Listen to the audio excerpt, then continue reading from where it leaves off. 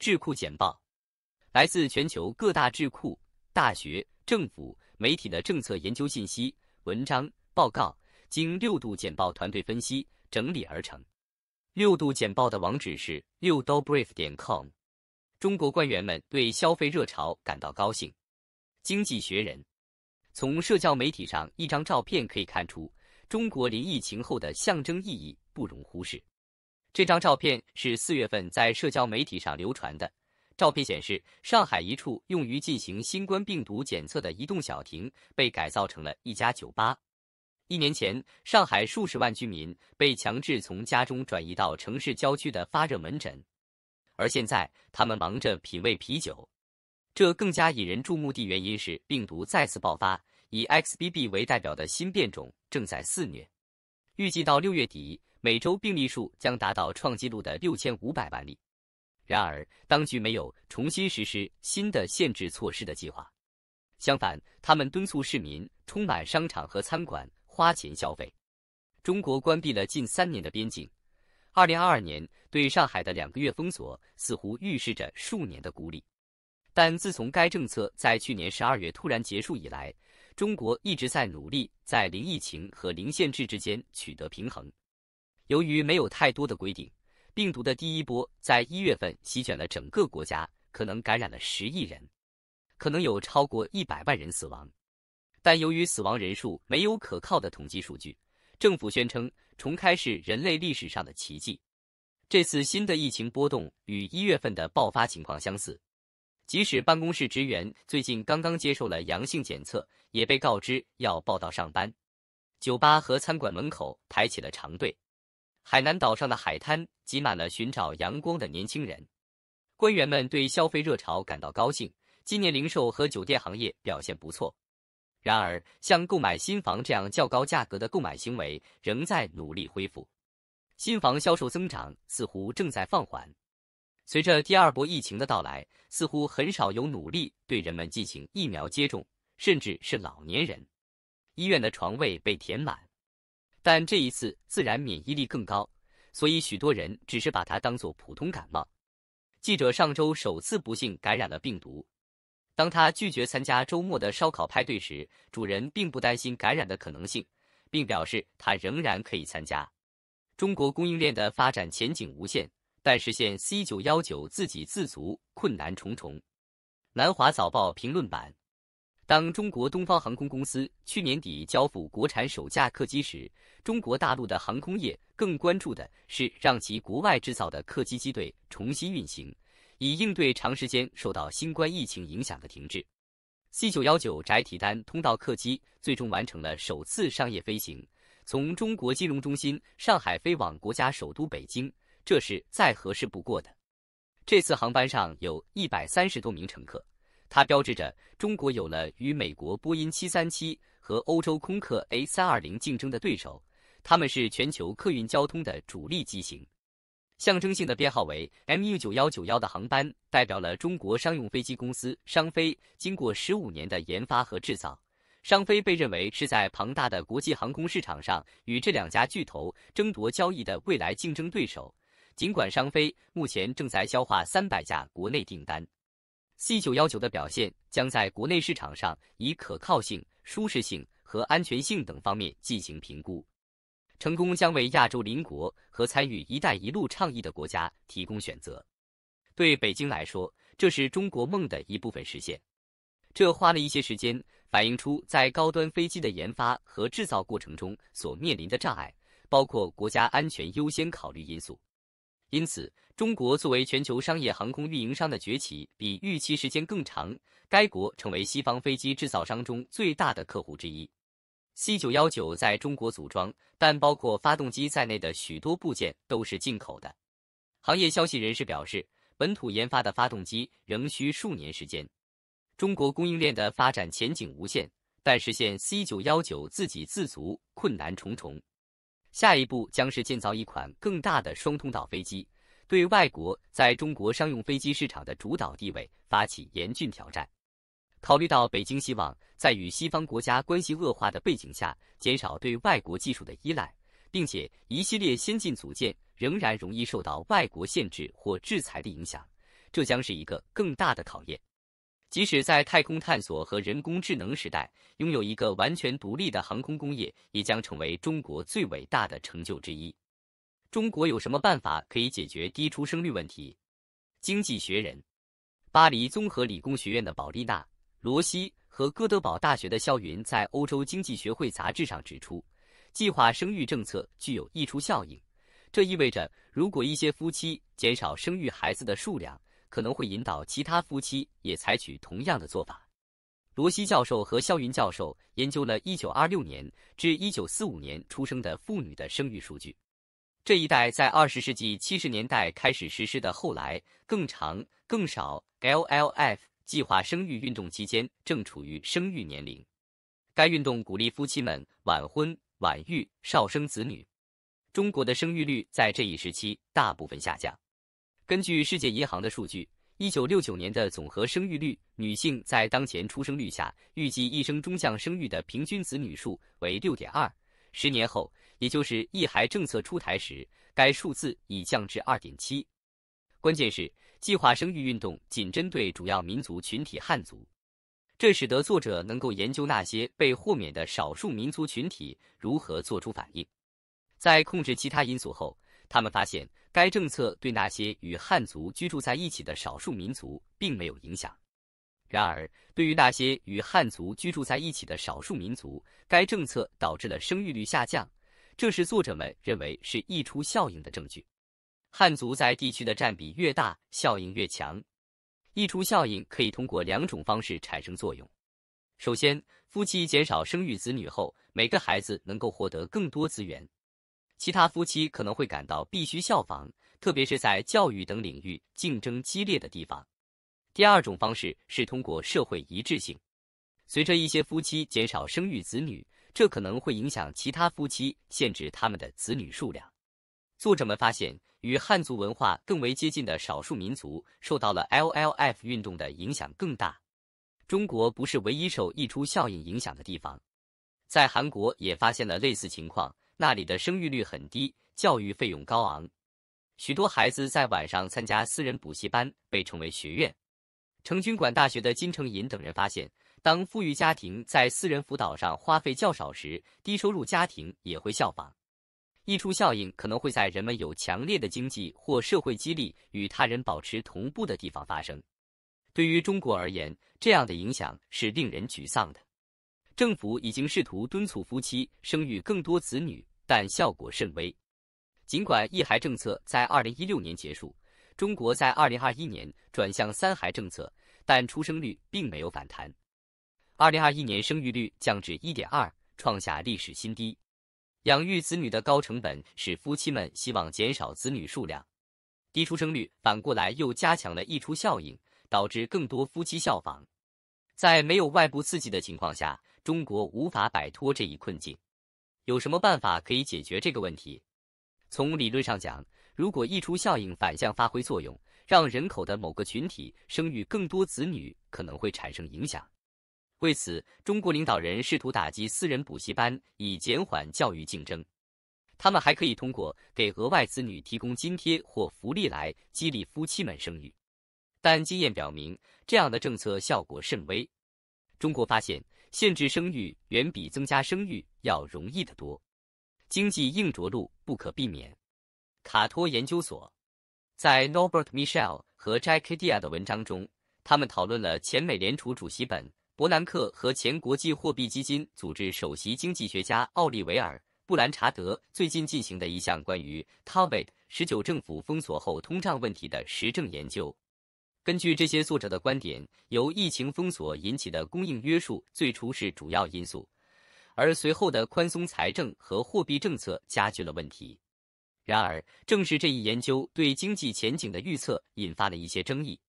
具体来说，伯南克和布兰查德得出的结论是，唯一降低通胀的方式是劳动力市场的降温。实质上，他们提出了一种菲利普斯曲线类型的观点，即在通胀回到美联储的目标水平之前，必须发生大规模的失业和工资下降，经济的硬着陆。奇怪的是，伯南克和布兰查德的模型结果并不真正支持这种预测。例如，图表显示了他们根据完整模型的谢和暗含的脉冲响应函数对2020年至2023年第一季度的通胀来源分解。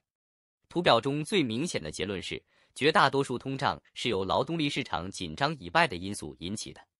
实际上，他们的劳动力市场变量对通胀的贡献很小，并且在整个时期内其贡献的方向是不一致的。例如，从2021年第四季度开始，劳动力市场紧张对通胀的影响基本相同，无论是增加还是减少。除了伯南克和布兰查德是否拥有正确的模型之外，这些结果并未明确支持他们遏制通胀的建议。公平地说，作者多次指出，在过去几年的经济混乱中，失业率和招聘率贝弗里奇曲线之间的关系发生了巨大变化。因此，在经济回到 COVID-19 前的状态或完全不同的结构时，他们的模型很可能无效。此外，伯南克和布兰查德在他们的预测中提出了几个重要的警告。第35页，这些警告超出了通常的参数估计和模型规范本身所围绕的统计不确定性。鉴于他们的模型结果以及他们广泛的保留意见，我们应该谨慎对待他们关于硬着陆的预测。美国暂停偿还学生贷款是一个坏主意。经济学人，基本需求不受影响的同时，防止数百万人拖欠和违约。媒体报道和调查显示，这一暂停措施使年轻人得以维持生计、偿还债务并积攒储蓄。早期证据似乎支持了这一观点。加利福尼亚政策实验室 （California Policy Lab） 的研究人员于2022年3月发表的一篇分析报告发现，付款冻结降低了每月账单，提高了信用评分，并促使一些借款人增加了对抵押贷款、汽车贷款和其他未偿还债务的还款额。然而，芝加哥大学的经济学家最新的一篇论文却表明，停止学生贷款支付导致借款人累积了更多债务，而不是减少。研究人员使用信用报告公司 TransUnion 的数据，比较了2020年贷款被冻结的学生与私人银行借款的学生因此不符合暂停令的条件的个人财务状况。他们发现，付款冻结降低了学生贷款的拖欠率，提高了信用评分，但并未影响其他债务的拖欠情况。该政策也没有减少贷款余额，事实上相反的增加了。到2022年底，受该暂停令的影响，债务者的学生贷款债务增加了$2500，信用卡、抵押贷款和汽车贷款债务增加了$2000，将总体家庭债务增加了8%。投资银行 Jefferies 估计，学生贷款支付的恢复，典型借款人每月约$200将对消费支出产生压力，并提高拖欠率。对于那些利用学生债务暂停期间积累了额外债务的借款人来说，经济压力可能尤为严重。早在2022年4月，拜登警告称，学生贷款支付的恢复可能对数百万借款人造成重大经济困难。他不曾料到自己的政策将在一定程度上负有责任。土耳其经济政策大转弯预言。美国企业研究所，詹姆斯·卡维尔是克林顿总统的前政治顾问。他常常说，如果他有机会投胎重生，他希望能成为一名债券交易员。他的意思是，他希望能拥有金融市场的巨大力量，以惩罚错误的经济决策者的错误政策。根据雷杰普·埃尔多安在上周末选举胜利后对利率政策的经济宣言，埃尔多安先生将很快明白卡维尔先生的意思，因为市场会通过投资来迫使他改变政策。在第二轮投票胜选后不久，埃尔多安再次重申了他的经济竞选口号，即只要他掌权，他将继续降低利率。他会继续这样做。他错误地认为高利率不仅无法治愈通胀，反而是通胀的主要原因。不用管世界上几乎所有其他主要央行都已经转向鹰派货币政策以控制通胀，也不用管几乎每个经济学家都认为埃尔多安先生在这个问题上出了岔子。迄今为止，埃尔多安先生并没有从经济经验中学到什么。在过去2年中，通胀上升时，埃尔多安先生严重依赖土耳其央行，逐步将利率从19%削减到目前的8.5%。他这样做，即使土耳其里拉对美元贬值超过1半。他这样做，尽管通胀在去年年中达到85%的峰值，然后通过人为手段在选举前降至仍然高达45%的水平。然而，埃尔多安先生坚持认为，降低利率是土耳其稳定市场并将通胀降至可接受水平所需的。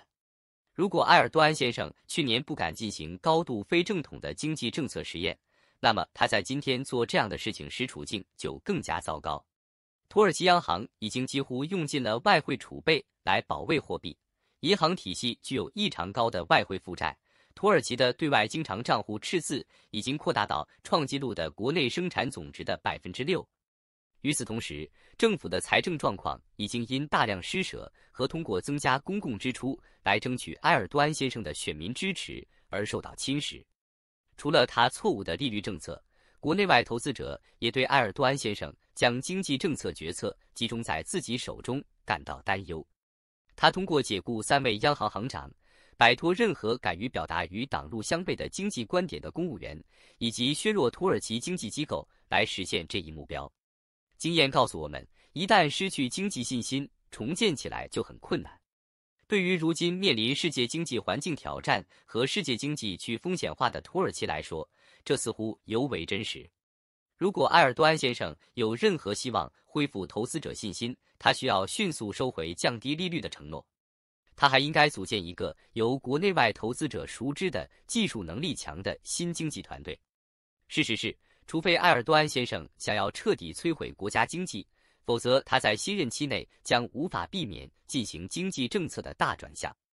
真正的问题是，埃尔多安先生是否明智地选择尽快自行进行这个经济大转向，还是他希望金融市场强行将这个大转向强加给他？根据选举后他执拗的利率宣布，以及土耳其里拉对美元暴跌至创纪录的20以上，我担心后一种情况更有可能发生。全球供应链中的强迫劳动问题 ，G7 领导人呼唤全球合作与行动。战略与国际研究中心这篇文章讨论了 G7 领导人致力于解决全球供应链中的强迫劳动问题，并强调了他们在解决这个问题上合作的重要性。文章强调了严重滥用行为、全球经济安全和供应链的可持续性和可靠性之间的联系。作为许多受强迫劳动影响商品的主要进口国， G7 国家在推动这些产品的需求方面起着重要作用。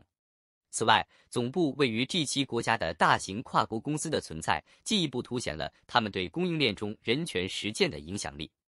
文章提出了几种策略来实施 G7 领导人所做出的承诺。这些策略包括就共同影响力较大的优先领域和地区达成共识，协调努力，限制以强迫劳动方式生产的商品进入市场，并就企业法律责任制度的实施发布明确的指导方针。通过实施这些策略， G7 可以有效地打击强迫劳动，并解决供应链中更广泛的人权问题。文章还强调了 G7 成员之间更大的协调性的必要性，因为他们目前在解决供应链中的强迫劳动问题上的方法各不相同，导致缺乏一致性，并削弱了他们的影响力。文章特别呼吁在应对中国新疆地区广泛使用强迫劳动的问题上进行协调行动，这已成为与全球供应链相关的重大关切。文章建议，通过协调行动并确立国际标准， G7 国家可以影响目标政府和从事强迫劳动实践的企业的行为。此外，文章强调了采取法律责任制度以追究企业在供应链中的人权滥用行为的重要性。文章提供了 G7 国家和欧盟在此领域制定的法律和倡议的事例，旨在对企业在供应链中的强迫劳动和其他滥用行为负责。然而，文章也承认 G7 成员在采纳和执行此类立法方面存在差异。总体而言，这篇文章强调了加强协调和合作行动的必要性，以有效地打击全球供应链中的强迫劳动。谢谢收看智库简报，这是由6度简报团队为您制作的内容。6度简报的网址是6dobrief.com，专门面对全球精英、专业人士。